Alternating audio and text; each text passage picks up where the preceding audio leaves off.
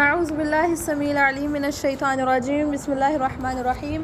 اللہ تعالیٰ نے فرمایا نمبر 36 وما یتبع اکثرهم الا ظنا، وما اور نہیں یتبع وہ پیروی کرتے اکثرهم ان کی اکثریت الا ظنا مگر گمان کی۔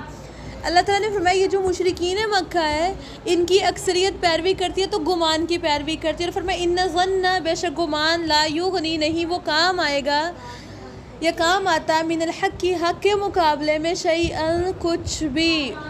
ان اللہ علیم بے شک اللہ تعالیٰ خوب علم رکھنے والا ہے بما یفعلون ساتھ اس کے جو وہ کرتے ہیں۔ بچے اس آیت میں ایکسپلین یہ کیا گیا ہے ہاں حق کے مقابلے میں کچھ بھی یا حق سے کچھ بھی نا۔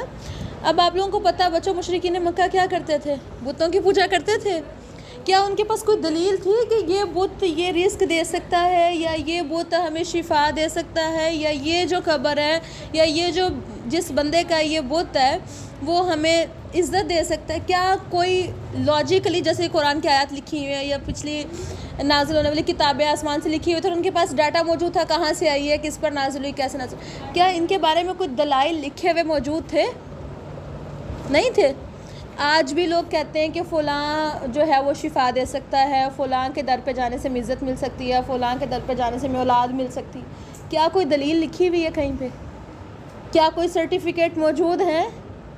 جیسے دلیل اب دیکھیں قرآن کی آیات دلیل ہے نا، اب ہمیں پتہ ہے کہ اس کا سورس کیا ہے، اللہ تعالیٰ نے نازل کیا، نبی وسلم پر نازل کیا، کب نازل ہوا، ایسی احادیث کا سورس ہے ہمارے پاس کہ اللہ کے نبی صلی اللہ علیہ وسلم نے اس کو بتایا چین آف نریٹرز پوری حدیث کی سند جو ہے وہ ہمارے پاس موجود ہوتی ہے، ایسے ہی ہے۔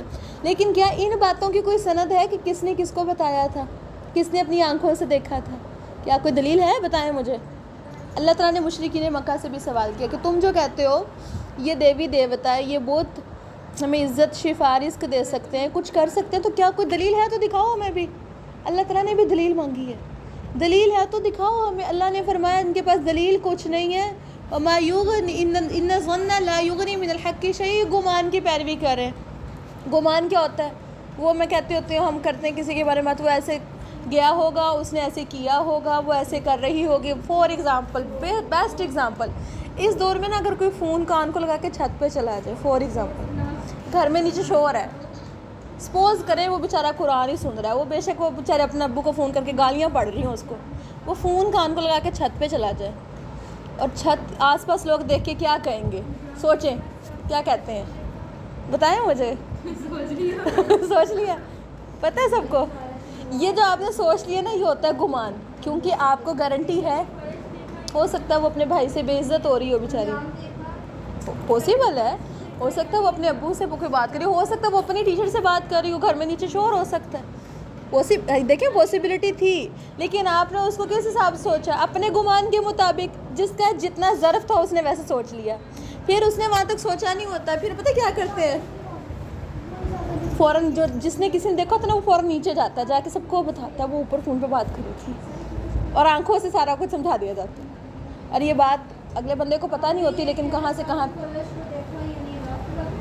رف ہاں سب یہ رف ان خوز رہی ہوں اب قریجن حسان آتا نا، تو وہ جو جنت میں بچھے ہوئے قالین ہوں گے، جو تکیے ہوں گے، سبز ہوں گے، ان کو دیکھا تھا اللہ کے نبی صلی اللہ علیہ وسلم نے وہاں پر رف لفظ ہے۔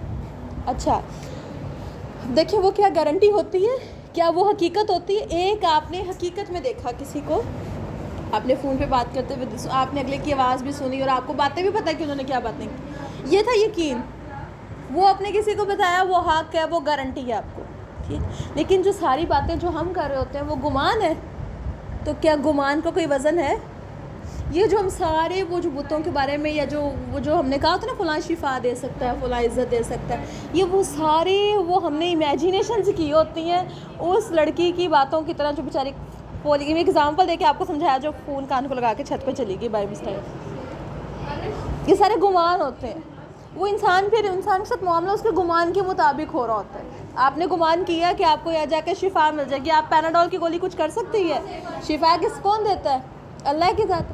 آپ پیناڈول کی گولی کھا لیتے ہیں نا، سیرپ پی لیں، آپ کی طبیعت فریش فوراً نہیں ہوتی، آپ کا ذہن بنا ہوتا ہے میں نے دوائیاں کھا لی میں ٹھیک ہو جاؤں گی، وہ آپ فوراً اٹھ کے چلنا پھرنا شروع کر دیتے ہیں، وہ پھر تھوڑی دیر بعد گھنٹے کے بعد نا آپ ویسے تھوڑی تھکاوٹ زیادہ فیل ہوتی ہے تو آپ کہتے ہیں بس میری دوائی کا سے ختم ہو گیا۔ وہ کسی نے نا میں اب آپ کو مثال دے کے آپ کو کچھ چیزیں سمجھانا چاہ رہی ہوں، کسی نے کہا کہ ایک ادیب تھا، شاید میں نے آپ کو پہلے ہی بتایا تھا، ایک ادیب رائٹر ہوتے ہیں نا، رائٹر اردو کے رائٹر، وہ ادیب وہ رائٹر تھا، اس کے گھر میں مرغا تھا، ایک مرغا تھا جو بہت اذانے دیتا، اس کے گھر میں نہیں سوری اس کے ہمسائے کے گھر کا مرغا تھا جو بہت اذانے دیتا تھا، جس کی وجہ سے وہ بہت تنگ تھا. یاد ہے آپ لوگوں کو بتایا تھا میں نے بڑا ہی شدید تنگ تھا، اور اس نے کیا کیا، وہ لکھ نہیں سکتا تھا کیونکہ مرغا اس کو ڈسٹرب کرتا تھا. اس نے اپنے ملازم سے کہا کہ تم ایسے کرو، ساتھ والے ہمسائے سے یہ پیسے پکڑو، مرغا خرید کے لے جا کے اس کو ذبح کرو، اور آج شام کو ہم وہ مرغا کھائیں گے. اور اس نے اپنے دوست کو دعوت بھی دی، اس ادیب نے، اس رائٹر نے. اب اس نے اپنے ملازم کو بھیج دیا اور اس نے سارا دن بیٹھ کے کام کیا. شام کو اس کا دوست آیا، مرغا پکا ہوا تھا.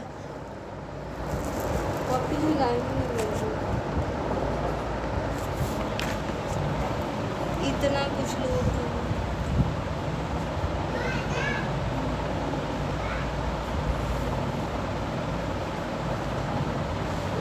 یہ اتنی بات تھی.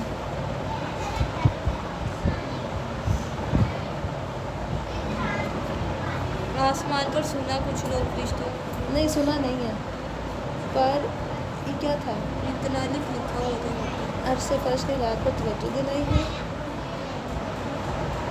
بس دلانے کے بعد لکھ لو، بس اتنی یہ بات چھوڑو. یہاں سے کچھ لوگ یہاں سے چھوڑو. اچھا اس نے کیا کیا تھا، وہ جو شام کو اس نے اپنے دوست کو دعوت دی، اور اس نے اپنے شام کو دوست کو بیٹھ کے بتایا کہ ساتھ ہمسائے کا مرغا تھا جو مجھے بڑا ہی تنگ کرتا تھا. آج میں اپنے ملازم سے کہا کہ اس کو پکڑو، ذبح کرو اور ہانڈی بنوا لو. اس نے دیکھو پکڑا، ذبح کر دیا اور ہانڈی بن گئی. ہم نے آج دعوت بھی کر لی، اور اس کی وجہ سے میں اتنا تنگ تھا کہ آج میں نے پتہ نہیں کتنی اپنی کوئی کتاب مکمل کی اور اتنے صفحات میں نے لکھ لیا. آج اتنا سکون تھا. اور ملازم پاس کھڑا مسکرا رہا تھا. جب اس نے بات پوری کی تو ملازم نے کہا کہ معذرت کے ساتھ میں ایک بات بتانا چاہتا ہوں، وہ یہ ہے کہ میں ہمسائے سے مرغا خریدنے گیا تھا، اس نے بیچا ہی نہیں.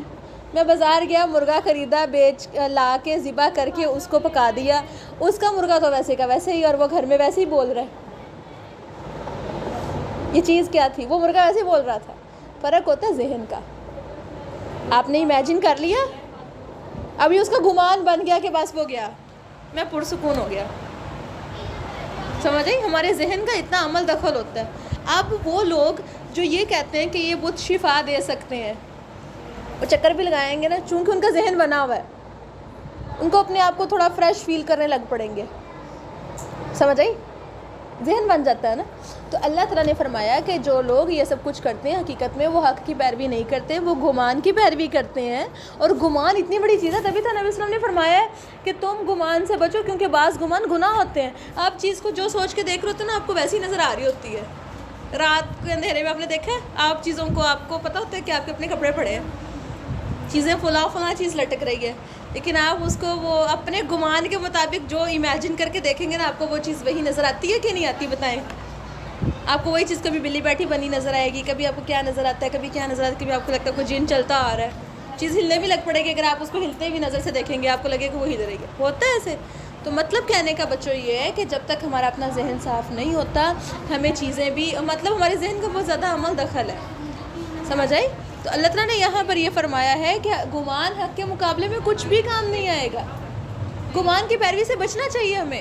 ہمیں حق دیکھنا چاہیے، حق کیا ہے، سچ کیا اور ریالٹی کیا ہے. وہ جیسے رات کو ہلتی ہوئی چیز کو دیکھنے کے بجائے فوراً سوچیں کہ نہیں حقیقت میں یہ فلاں چیز اور یہ وہی ہے، بس اس کا نیگیٹو سوچنا بند کریں. اللہ کی ذات ہی برحق ہے، وہی شفا دینے والی ہے، وہی رزق دینے والی ہے، وہی عزت دینے والی ہے، بس یہ حق ہے. باقی ساری مخلوقات جو اگر کچھ کر سکتی ہے وہ آپ کے ذہن میں باطل خیالات ڈالے گئے ہیں، وہ کچھ نہیں کر سکتی. شفا ڈاکٹرز کے ہاتھ میں نہیں، شفا اللہ کے ہاتھ میں. عزت انسانوں کے ہاتھ میں نہیں، عزت اللہ کے ہاتھ میں سارا کچھ. ٹھیک ہے. پھر اللہ تعالیٰ نے فرمایا ان اللہ علیم بما یفعلون، اللہ خوب علم رکھنے والا اس کا جو وہ کرتے ہیں. وما کان ھذا القرآن، اللہ نے فرمایا نہیں ہے یہ قرآن ان یفترى من دون اللہ، کہ وہ گھڑ لیا جائے اللہ کے سوا. ولکن تصدیق الذی بین یدیہ، بلکہ یہ تصدیق کرتی ہے اس کی جو اس سے پہلے آنے والی ہیں. وتفصیل الکتاب، اور تفصیل کتاب کی، لا ریب فیہ من رب العالمین، اس میں نہیں کوئی شک رب العالمین کی طرف سے. مطلب کیا ہے کہ قرآن ایک ایسی چیز نہیں جو خود سے کھڑی ہو. یہ چیلنج بھی کیا گیا تھا اور کوئی بھی قرآن کے مد مقابل کوئی بھی چیز نہیں لا پایا تھا. پھر اللہ تعالیٰ نے فرمایا قرآن ایسی برحق کتاب ہے کہ اپنے سے پہلے آنے والی کتابوں کی تصدیق بھی کرتی ہے. نور کون ہے؟ آپ نور بھی ہو؟ عروج کہہ کے گئی ہے. پھر اللہ تعالیٰ نے فرمایا ام یقولون افترا، کہہ دیجئے وہ لوگ کہتے ہیں کہ گھڑ لیا، تو قل فأتوا بسورۃ من مثلہ، تم بھی اس جیسی کوئی ایک صورت بنا لو، وادعوا من استطعتم من دون اللہ، اور بلا لو اس کو جس کو تم اللہ کے سوا پکار سکتے ہو اگر تم سچے ہو۔ بچوں ان کے نزدیک یہ تھا کہ جو رائٹر ہوتے ہیں نا ان کو الہام کرتے ہیں جنات بھی، تو اللہ تعالیٰ نے فرمایا کہ تم ایسے کرو، تمہیں قرآن کے معاملے میں اتنا ہی شک ہے تو اس جیسی ایک صورت تم بھی بنا لو، بلا لو جس کو مرضی، جنات کو بلا لو، شیاطین کو بلا لو، انسان سارے اکٹھے ہو جاؤ، مل کے اس کے مقابلے میں ایک صورت لکھ کے دکھا دو۔ سمجھ آئی؟ اگر تم سچے، چیلنج کیا گیا، کھلا چیلنج، اور جو قیامت تک بھی کوئی پورا نہیں کر پائے۔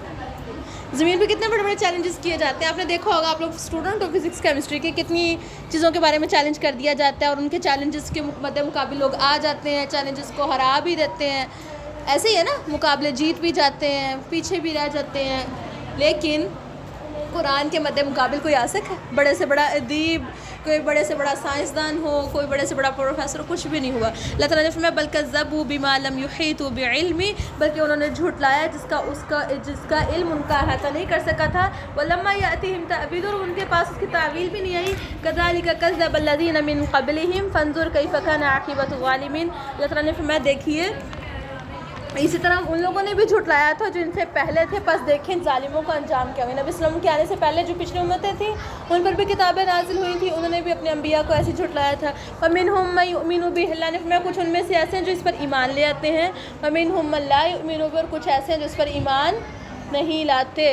ہر دور میں ہر طرح کے لوگ ہوتے ہیں، کلاس میں ہر طرح کے اسٹوڈنٹس ہوتے ہیں، کچھ اسٹوڈنٹس فرما بردار ہوتے ہیں، کچھ نافرمان ہوتے ہیں اللہ کے نبیوں کے ساتھ، جیسے کچھ لوگ بڑے ایمان والے ہوتے ہیں اور کچھ ٹوٹلی نافرمان ہوتے ہیں۔ اور فرمایا ربک اعلم بالمفسدین، اور اللہ تعالیٰ خوب اچھی طرح جانتا ہے فساد کرنے والوں کو۔ اللہ تعالیٰ سے دعا ہے کہ اللہ رب العالمین ہمیں حق کی پیروی کرنے والا بنائے، نہ کہ فساد کرنے والوں میں شامل فرمائے۔ آخر دعوانا الحمد للہ رب العالمین۔